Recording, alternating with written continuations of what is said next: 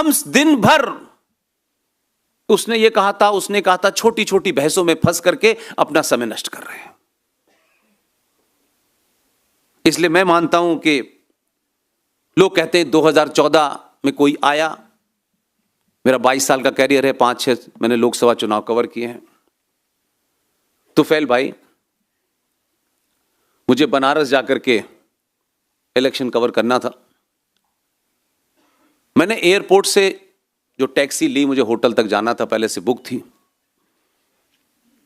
और टैक्सी वाले से, अमूमन जर्नलिस्ट टैक्सी वालों से, चाय वालों से बात करते हैं, तो जब मैंने उससे बात की कि तुम्हारा नाम क्या है, तो उसने 3 बार में एक ही जवाब दिया, सुरेश।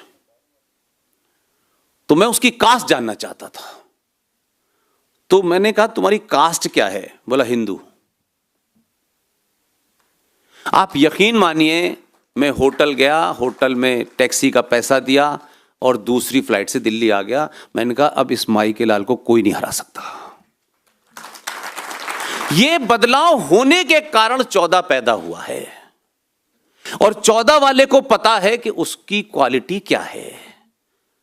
वो कोई साइंटिस्ट नहीं है, एकेडमिशियन नहीं है। जिन कारणों से जाना जाता था गुजरात में, उसी कारण से आपको लगा कि यही एकमात्र है जो उसी भाषा में जवाब दे सकता है। आपने उसके अंदर लड़की के लिए वर नहीं ढूंढा। जब इंदिरा गांधी की हत्या हो गई तो इस देश ने बिना सोचे, उस वक्त लोगों को देखिए कैसे कैसे कमेंट होते थे, राजीव गांधी को देख के देखो कितना प्यारा प्यारा सा लगता है देखने में, कितना सुंदर है। ऐसे सोच से राजीव गांधी देश का प्रधानमंत्री बन गया। आप वहां से चले, इसमें किसी ने खूबसूरती नहीं ढूंढी, इसमें वर्तमान परिस्थितियों में 2002 का हीरो ही काम आ सकता है, इसलिए चुना आपने। ये जो पॉलिटिकली करेक्ट होने और समाज में अच्छा दिखने की बीमारी जिस दिन भी सनातनी में 50% हो गई, ऊंट की पीठ पर खड़े होकर के खजूर तोड़ने वाले वापस चले जाएंगे। और ये जीता जागता उदाहरण है आपके सामने, मैं दे सकता हूं। बहुत सालों से 370 और मंदिर और यूसीसी का सारा ड्रामा रोज चलता था।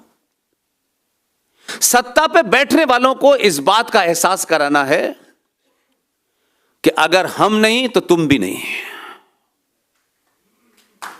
तुम ठीक है, दुनिया को दिखाने के लिए बहुत सारे काम करने पड़ते हैं, वो अपनी जगह है, करो। और आप जब बदले, 282 सीटें आपने दी और आप चाहते थे कि सब कुछ कर दे, ये मुमकिन नहीं था। उसको भी तो भरोसा होना चाहिए था। तो बहुत लोग 14 से 19 तक ये नहीं किया, वो नहीं किया, फलाना ढिमाका, दुनिया जमाने की मांगे। और कोई मांग हमने ऐसी नहीं मांगी जिससे राष्ट्र मजबूत हो। हम देश और राष्ट्र में भी फर्क नहीं समझ पा रहे हैं। देश तो हमेशा था। क्या 71 में हमारी सेना नहीं लड़ी? क्या 65 में नहीं लड़ी? क्या पुलिस काम नहीं कर रही थी? वो तो पहले भी थी। लेकिन हम राष्ट्र को जो राष्ट्र राष्ट्र कहते हैं, वो राष्ट्र है क्या? राष्ट्र को कोई सरकार नहीं चला सकती। राष्ट्र मेरी आस्थाओं से, परंपराओं से, सरोकारों से चलता है, और राष्ट्र को चलाने का काम समाज का है। इसलिए जब आप उस सर्किल में घूम रहे थे तो आपने कभी यह मांग नहीं रखी। सरकारें या पार्टियां उनको मैनिफेस्टो में रखती ना रखती एक अलग विषय है, लेकिन यह विमर्श नहीं बना हमारे यहां कि जब इस देश में, जिसका जिक्र प्रोफेसर कपिल, बार बार कपिल साहब का नाम आ रहा है, मक्खनलाल जी ने कहा कि उस वक्त भी सेकुलरिज्म के ऊपर बहुत हमारे यहां बहस हुई। उसमें अयंगर जी थे, नेहरू जी थे, पटेल थे, अंबेडकर थे, सबने विरोध किया सेकुलर शब्द का। लेकिन आप उस डिबेट को पढ़ें तो उन सब में सबसे तार्किक, मजबूत तर्क बी.आर. अंबेडकर का था। हम लोगों के सरनेम से राय बनाते हैं, यह सबसे बड़ी बीमारी है। मूर्ख हर जाति में है, उसकी कोई कमी नहीं है, किसी एक के पास ठेका नहीं है। लेकिन हम समझते हैं ये ऐसा नहीं कर सकते, सब कर सकते हैं भाई। अंबेडकर ने उस वक्त भी अपना विरोध दर्ज करते हुए यह कहा कि भारत भूमि पे अनादिकाल से अनेक पंथ मत आए, यहां रहे, उनकी क्या पूजा पद्धति थी, लेकिन तब से लेके आज तक कोई ऐसी घटना नहीं घटी है कि हमने उसकी पूजा पद्धति के कारण उसकी गर्दन काटी हो, उसके इबादत गाहों को तोड़ा हो। आज तक ऐसी मिसाल नहीं मिलती है। अब अगर आप संविधान में सेकुलर शब्द डालोगे जो यूरोप की कल्पना थी, तो आप भारत के उस समाज को, उसको चोट पहुंचाओगे, क्योंकि यहां की मिट्टी में और सनातनी हिंदू की नसों में पैदाइशी सेकुलरिज्म है, और सेकुलर शब्द गायब हो गया। और वही संविधान जो 1950 में लागू हुआ 26 नवंबर को, मात्र 24 साल में एक पार्टी को लगा कि यह कम्युनल है, इसलिए लिखित में उसे सेकुलर करना था। पॉलिटिकल कंपल्शन थे उस वक्त के। और ये मैं नहीं कह रहा, यूएसएसआर की, जिसे आप रशा कहते हैं, उनकी जो खुफिया एजेंसी है केजीबी, उनके डायरेक्टर की किताब है और अवेलेबल है। उन्होंने कहा कि 35 लोग उनके पेरोल पर थे पार्लियामेंट के अंदर। कैसे भारत में नैरेटिव आएगा, कैसे वामपंथ का नैरेटिव आया, और ये खूब चला एकदम। जितने आप नैरेटिव देख रहे हैं पिछले 50 साल के, उस जमाने के बने हुए। जेएनयू भी उसी जमाने की है, और उन लोगों को बढ़ावा दिया गया। लेकिन जब हमारे संविधान में 42 सेकंड अमेंडमेंट के तहत रात के अंधेरे में जब ज्यादातर नेता जेल में थे, तो 42 अमेंडमेंट हुआ, तो उसमें लिख दिया गया प्रीएम्बल में, जबकि दुनिया के किसी प्रीएम्बल में बदलाव कभी नहीं होता है। संविधान में अमेंडमेंट आते हैं, समय समय पे वो लगते हैं, उसमें कोई दिक्कत नहीं है, लेकिन उसमें लिखा सोशलिज्म और सेकुलरिज्म। लेकिन पूरे भारत के लोग, पता नहीं किसने इसका ट्रांसलेशन किया है, संविधान में तो नहीं लिखा हुआ। धर्मनिरपेक्ष शब्द संविधान में है ही नहीं। जो 1976 में उसको उसमें लिखा हुआ है हिंदी में, और वो एलएम सिंघवी साहब ने लिखा है, जिनका पुत्र जो है जज बनाने की ट्रेनिंग देता है सुप्रीम कोर्ट में। एलएम सिंघवी साहब ने लिखा, इंदिरा गांधी ने उनसे कहा कि इसका ट्रांसलेशन करिए। एलएम सिंघवी ने उसका ट्रांसलेशन करा पंथ निरपेक्ष। लेकिन पूरा भारत का समाज 700 से हिंदू धर्मनिरपेक्ष बोलता है, जो एंटीथीसिस है। जिस दिन भारत धर्मनिरपेक्ष हो जाएगा, अनार्की फैल जाएगी। राजा अपना धर्म नहीं करेगा, मां अपना धर्म नहीं, बेटा अपना धर्म नहीं, सरकार, सब कुछ उल्टा सीधा होने लगेगा। लेकिन हम धर्मनिरपेक्ष वर्ड कह रहे हैं, वहां आज भी पंथ निरपेक्ष लिखा हुआ है। और उसी संविधान जिसको सर पे रख के हम दिन भर मानते हैं, संविधान के दायरे में बात करनी चाहिए, संविधान के दायरे में बात करनी चाहिए। भाई संविधान को खोल के तो देखो, उसमें है क्या। आपके पूर्वज आपके लिए बहुत कुछ करके गए उन विपरीत स्थितियों में भी, लेकिन हमको खुद कुछ नहीं चेक करना है। कोई हमको बता दे, कोई रेडीमेड लाके दे दे, बस मैगी बनी और खाई, बस खत्म। उसी संविधान में हमको तो 12 साल हो गए बोलते बोलते। पहले तो ढूंढना शुरू किया कि उसकी ओरिजिनल सोर्स कहां है, तो जबलपुर में जाके ओरिजिनल सोर्स मिली, तब से बोल रहे हैं हम तो। इसलिए मेरा विश्वास है, आज भी मैं कहता हूं, आप संगठित होइए, कैसे होंगे कैसे नहीं होंगे ये इस पे विचार करें। लेकिन अगर कोई सच बात पता है आपको, तो इस संचार क्रांति के दौर में बिना इस लालच के कि ये इसलिए बोलनी है कि टिकट मिल जाएगी, टिकट की लाइन से बाहर आइए, जोर से अपनी बात को कहिए, ताकत से कहते रहिए। मेरा 4-5 कामों से मेरा ये अनुभव है कि सत्ता में कुछ लोग बैठे हुए हैं जो उसको सुनते हैं, और उस सुनने का कारण यह है कि हम आज से नहीं कह रहे कि जिस वक्त संविधान लिख के तैयार हो गया था तुफैल भाई, उस वक्त सोचिए कि उस वक्त भी आपके बीच के 2-3 बुजुर्ग ऐसे थे कि आज तक उनको पता ही नहीं चला, उनके बारे में कभी सोचा नहीं हमने। पूरा संविधान लिख गया, लिखने के बाद में जो संविधान का पहला पेज है और उसकी जो पहली लाइन है, देखिए, जिसको कुछ करना होता है, जिसके यहां आग लगी होती है, जो इस चक्कर में नहीं रहता कि जीते जी मेरी कहां प्लेट लगेगी, मुझे भारत रत्न मिलेगा या नहीं मिलेगा, वो ये करके जाते हैं। उनके इस कार्य से मुझे ये विश्वास होता है कि आप जो कर सकते हैं इन विपरीत परिस्थितियों में कर जाइए, उससे आगे का काम अगली पीढ़ी कर लेगी। सब कुछ आपके सामने हो जाए और सब कुछ बड़ी बड़ी प्लेट लग जाए, ये नहीं होगा। अंबेडकर ने, डॉक्टर राजेंद्र प्रसाद अंबेडकर तो मात्र एक ड्राफ्टिंग कमेटी के चेयरमैन थे, संविधान सभा के अध्यक्ष तो राजेंद्र प्रसाद थे। अब किस तरीके से यह बात उनके बीच में हुई कि उन्होंने कहा भाई संविधान लिख दिया, इसमें लिखा है इंडिया, दैट इज भारत, लेकिन इसमें इंडिया है क्योंकि ये जो संविधान जिसे आप देखते हैं, ये गवर्नमेंट ऑफ इंडिया 1935 की फोटोकॉपी है। अब उन्होंने उस लाइन को पकड़ा और उसके बाद उन्होंने कहा कि इसमें इंडिया है लेकिन भारत तो दिखता नहीं है इसमें, तो भारत को हम कैसे इसके अंदर लेके आए।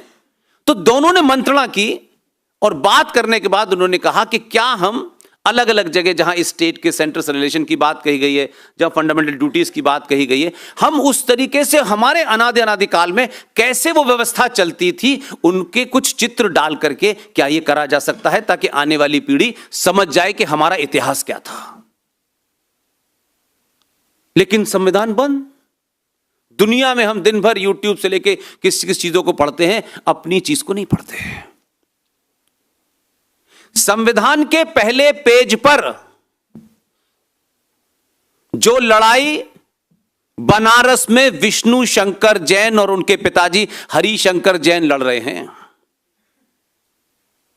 जिसे हम सब महामूर्खता में ज्ञान व्यापी मस्जिद कहते हैं। ज्ञान का मस्जिद से कोई संबंध नहीं है।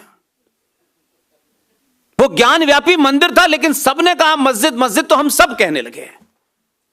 और कहने का ज्यादा महत्व होता है क्योंकि जब सब कह रहे हो तो फिर बाकी लोग चेक भी नहीं करते।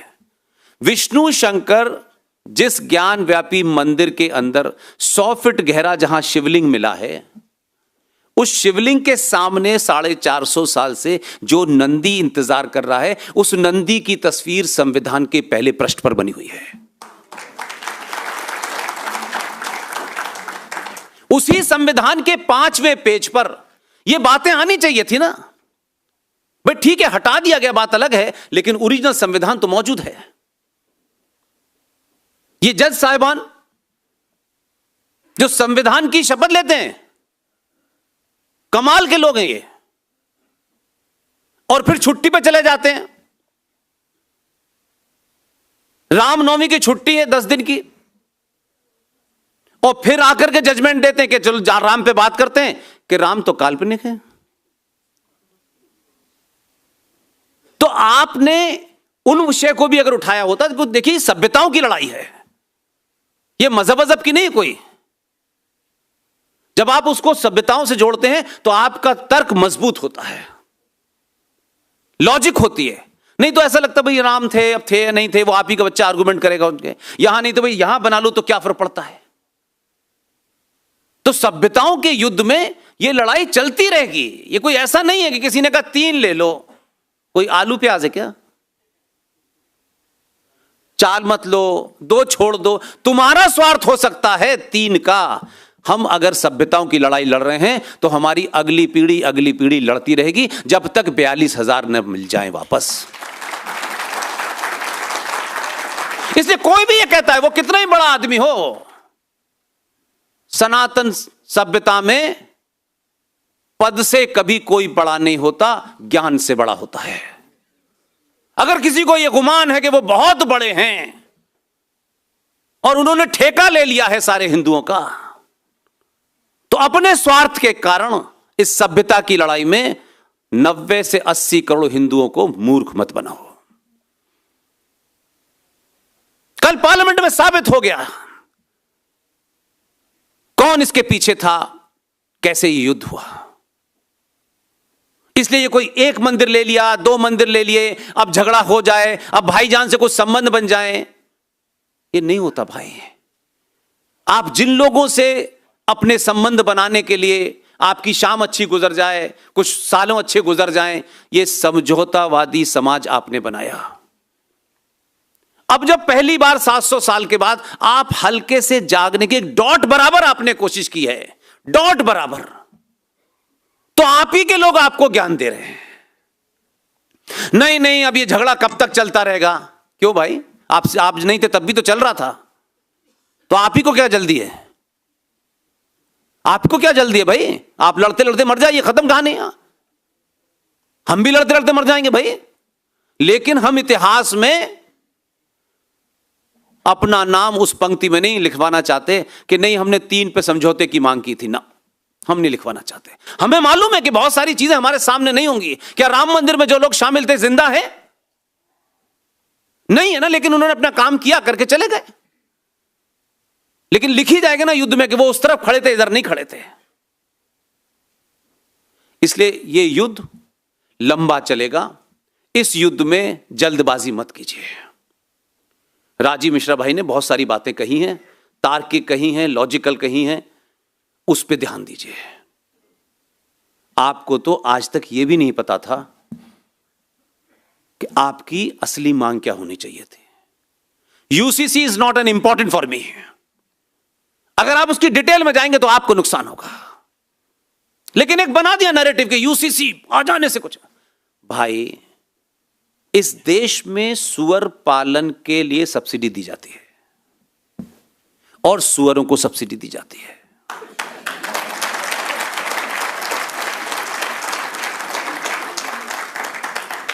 आप मुझे बताइए आपकी मांग क्या होनी चाहिए, यह पता ही नहीं आपको। भारत सेकुलर बना दिया गया 76 में, हम इसको कहा गया समाज सेकुलर हो जाए, समाज भी सेकुलर हो गया। हर हिंदू बोलने से पहले अपने सेकुलरिज्म के क्रेडेंशियल देता है। देखिए नहीं नहीं वो जफर भाई मेरे अच्छे दोस्त हैं, हम लोग ईद पे सेवइयां साथ खाते हैं। ये सब ये बताने का मतलब क्या है यार? ये तो कभी नहीं कहा क्या कहते कि हम और दलित एक ही साथ खाते हैं। ये बताने में आपकी नाक क्यों कटती है? अभी जाति को लेकर के प्रोफेसर साहब ने काफी सारी बातें कही। भारत अनादिकाल से कभी जाति प्रधान नहीं रहा, कर्म प्रधान रहा है। यूजीसी की डिग्री लेने से ज्ञान नहीं होता, शिक्षक हो जाता है। और जब जब समाज में या राष्ट्र में लोग अपनी मार्कशीट, अपनी डिग्री की चिंता करते हैं, उसकी एक जीती जागती मिसाल बताता हूं। बहैसियत जर्नलिस्ट चंद्रशेखर देश के प्रधानमंत्री थे। कांग्रेस पार्टी ने उनसे समर्थन वापस ले लिया। वो इस्तीफा देने के लिए निकले तो सारा मीडिया खड़ा था, हम भी वहीं थे पीएम के। अब उस दृश्य को जब जब मैं देखता हूं तो मुझे ऐसा लगता है कि हम इतने कहां चाणक्य, कहां परशुराम, कहां भगवान राम, कहां कृष्ण जी, हम उनकी विरासत के कैसे लोग थे भाई। प्राइम मिनिस्टर अपने ऑफिस से बाहर निकलता है और वो राष्ट्रपति को अपना इस्तीफा देने जा रहे थे। लोग रिवाइंड करके देख सकते हैं, तो वहां एक बेंच पड़ी हुई थी जिस पे अक्सर पीएम के ऑफिस में जो लोग आते हैं उनका अपॉइंटमेंट देखता है। चंद्रशेखर तेजी से जा रहे थे, सडनली एक आदमी बेंच पे जो बैठा था वो भागा गया, सर करता हुआ। और चंद्रशेखर आपको जानते हैं, थोड़ा सा अक्खड़ मिजाज के आदमी थे। उनका क्या बात है भाई? उनका सर आप जा रहे हैं, सर मुझे मेरी फाइल पे साइन कर दीजिए, मैं यूजीसी का चेयरमैन हो जाऊंगा। तो चंद्रशेखर ने उससे कहा कि इस पे प्राइम मिनिस्टर साइन नहीं करेगा, इस पे एचआरडी मिनिस्टर करेगा। और इतनी देर में क्यों आए हो तुम? तो आधे घंटे तक एचआरडी मिनिस्टर को ढुलवाया, और वो हमारे फिरोजाबाद के रहने वाले हैं थे, वो और कामों में बहुत बिजी रहते थे। कोई 40 से 50 मिनट लगे, तब तक मीडिया में खबरें चली कि चंद्रशेखर का मन बदल गया, ये हो गया। खैर वो साइन हो गया, वो यूजीसी का चेयरमैन बन गया। और एक दिन पता चला कि वो देश का प्रधानमंत्री बन गया, जिसे मनमोहन सिंह कहते हैं। और ये मैं इस बात से जोड़ रहा हूं कि उसने भी प्राइम मिनिस्टर से नौकरी मांगी, कुछ और नहीं मांगा उसने। वो पूरी 10 साल तक प्रधानमंत्री होने के बाद अपनी डिग्री और नौकरी ही बचाता रहा। इसलिए आज वाले को आप अच्छा लगे न लगे, इसके पास डिग्री ही नहीं है। इसलिए ये जो कॉम्प्लेक्स था आपका कि आप तिलक लगा लेंगे तो एहसान भाई नाराज हो जाएंगे, ये सुबह सुबह प्रधानमंत्री की शपथ लेने के बाद अमेरिका अंकल सैम क्या नहीं गया, ये नेपाल गया। क्योंकि प्रधानमंत्री है तो इसको नेपाल की यात्रा बनानी पड़ी, क्योंकि नेपाल जाने में उनसे तो नहीं मिलना था छोटे छोटों से। ये पशुपतिनाथ मंदिर में 5 घंटे की पूजा करने के बाद निकला और इतने तिलकों से लगा हुआ था। वो उसका ये एजेंडा नहीं था कि मोदी को कभी पूजा करने का मौका नहीं मिला। उसने हर सनातनी को मैसेज दिया कि मैं प्रधानमंत्री होकर के तिलक लगा सकता हूं, चोटी रख सकता हूं, पूजा 5 घंटे कर सकता हूं, तो तुम किस कॉम्प्लेक्स में मंदिर नहीं जाते। That was the message. यहां से निकला तो उत्तराखंड के अंदर केदारनाथ में फिर बैठ गया चद्दर लेके। यह मैसेज है भाई साहब।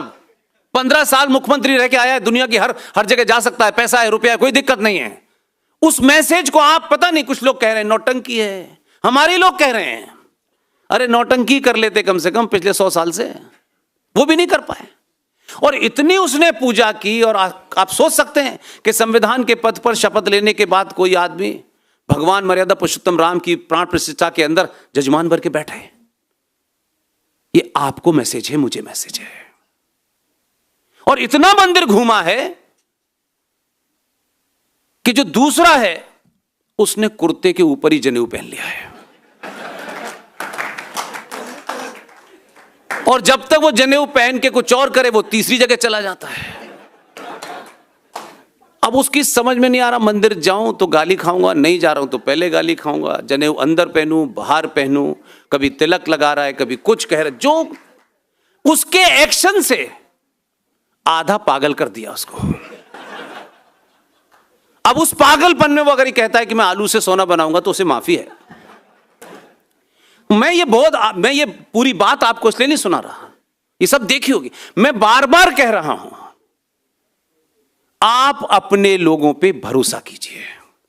सब कुछ बहुत परफेक्ट सिचुएशन है, ये नहीं है। ये दिल्ली बहुत समझदार लोगों की जगह है, बड़े पढ़े लिखे लोग हैं, विदेशों से लोग आते हैं, रोज मुलाकात करते हैं, बड़े से बड़ा अखबार पढ़ते हैं। लेकिन दिल्ली में ही लोग 2 किलो चावल और 1 महीने की बिजली पे बिक जाते हैं। बहुत बहुत धिक लोग हैं, बड़े सनाट लोग हैं। उनको इनको भी ध्यान रखना है, इसलिए बहुत सारी योजनाएं चला रहा है कि अगर तुम योजनाओं पे बिक रहे हो तो मैं भी योजनाएं चला देता हूं। लेकिन कुछ बदलाव के लिए सत्ता में रहना जरूरी है। लेकिन आप अब उससे कह रहे हैं हिंदू राष्ट्र बनाओ, लेकिन एक भी आदमी हिंदू बनने के लिए तैयार नहीं है।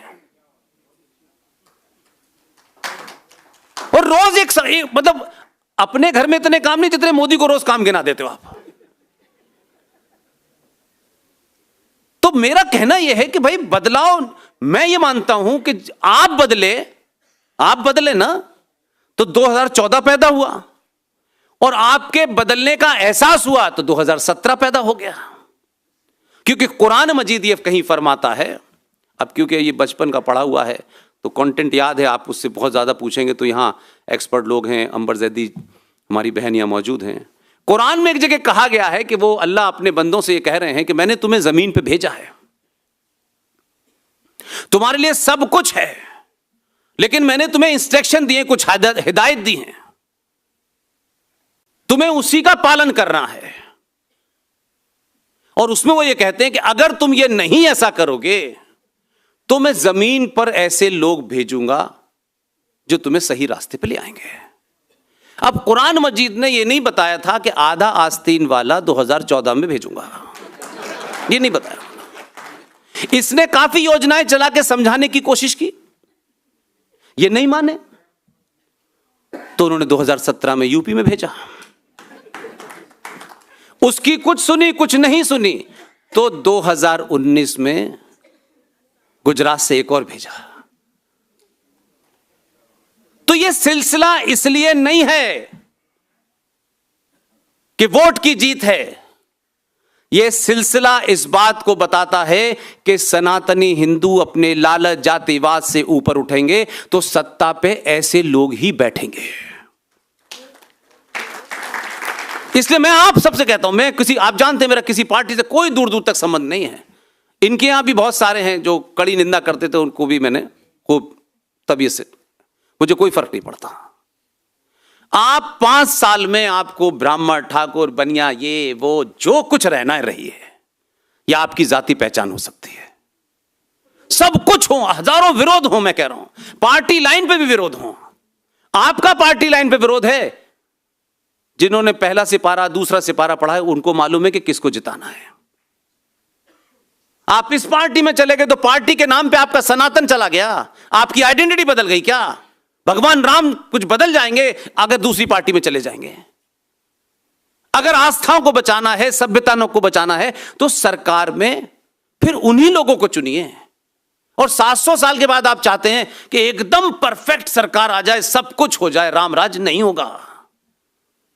पूरी दुनिया देख रही है आपको कि ये भारत में हो क्या रहा है।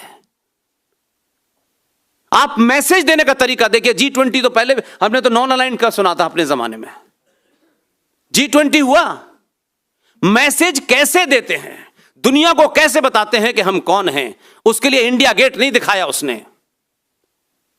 इसलिए उसने इंडिया गेट के अलावा जो दुनिया की टॉप 20 ताकतें थी उनके राष्ट्राध्यक्षों को नालंदा के सामने खड़ा किया, यह बताने के लिए कि हम ये थे, तुम्हारी ऑक्सफोर्ड और फलानी यूनिवर्सिटी ये पैदा भी नहीं हुए थे तब हम दुनिया की सबसे बड़ी यूनिवर्सिटी थे जिसको जिहादियों ने जलाया। आप सिविलाइजेशन की वॉर में सिविलाइजेशन के सिंबल इस्तेमाल करेंगे ना। तो हम लोगों ने अपने दौर में, हम इस बात से खुश हैं, अगर कल भी चले गए तो दुख नहीं होगा कि हमने अपनी भूमिका किसी से कही नहीं। संगठन बनाना है, ये बनाना है, वो बनाना है। आज प्रवचन लोग कुछ भी दे दें, टीवी पे बैठ के कुछ भी बदल दें। इस देश के टेलीविजन में 20 साल काम किया मैंने, वो जो एक बहुत बड़ी बड़ी बातें करता है उसमें भी था। लेकिन आपने कभी वो ताकत नहीं दिखाई जिससे आपका नैरेटिव चले। अभी ने सिर्फ आपने टेलीविजन का रिमोट जो है ना, कर ये वाला हमारी बात नहीं कह रहा, इसे बंद करो। और जब आप वाला वो बात नहीं कह रहा तो शाम को जो लाला का बिजनेस है, टेलीविजन इस पे नहीं चलता है कि बड़ी अच्छी स्टोरी चली, टेलीविजन इस पे चलता है कि विज्ञापन से आज कितना पैसा आया। तो जब आपने कहा कि ये बहुत बकबक कर रहा है, जो ग्रेटर कैलाश में था, उसे आपने बदल दिया, तो कपड़े बिक गए, जूते बिक गए, अब देके अडानी को चले गए। और जो आपका नैरेटिव चला दूंगा इसी को देखेंगे कुछ दिन तक। ये बड़े चिल्ला चिल्ला के बोलता है, लेकिन चिल्ला चिल्ला के बोलने का समय है। तो पूरे भारत के अंग्रेजी मीडिया वाले भी अपने प्रोग्राम में राष्ट्रवाद, सनातन, कैसा लगता है अंग्रेजी में बोलना? आप अपनी ताकत को पहचाने तो सिस्टम बदला, सत्ता बदली, इसे कम से कम 50 साल तक जारी रखिए। ये जो आपकी मांगे हैं, ये हो जाए वो हो जाए, आपको कहने की जरूरत ही नहीं पड़ेगी। इंडिया गेट पर जहां 10 जनपद के रिश्तेदार की मूर्ति लगी हुई थी, जॉर्ज पंजम की, जब उनकी हटाई गई थी तो कहा गया कि भाई यहां पे किसी की और की मूर्ति लगनी थी। इतने शातिर हैं ये लोग कि नहीं, यहां गांधी की मूर्ति लगेगी। वो दौर मैंने देखा है। और जब वहां मूर्ति लगने का समय आया तो बोले ये तो बड़ी बन गई, तो जा ही नहीं रही इसमें। कितने भोले लोग थे बेचारे। तो फिर किसी ने एक और निकाली, कहां से की, बोले ये इंदिरा गांधी की लगा दो। लेकिन भला हो उस जयप्रकाश नारायण का, भला उस राजनारायण का, लठ लेके खड़ा हो गया, नहीं लगने दूंगा। इंदिरा की मूर्ति नहीं लगी, गांधी की मूर्ति नहीं लगी। इसलिए अपने ऊपर विश्वास रखिए, समय आपके पास आएगा तब आप उसमें अगर मगर मत कीजिएगा। हम भी अच्छी एक नॉर्मल जीवन जी रहे थे, लेकिन हम कोई अपनी मर्जी से नहीं कर रहे। तुफैल भाई ने पूरे आदर के साथ, सत्कार के साथ जब बुलाया तब तो मैं आया नहीं, और जब इन्होंने बुलाया ही नहीं तो मैं पूना में था। मैंने 4-5 बजे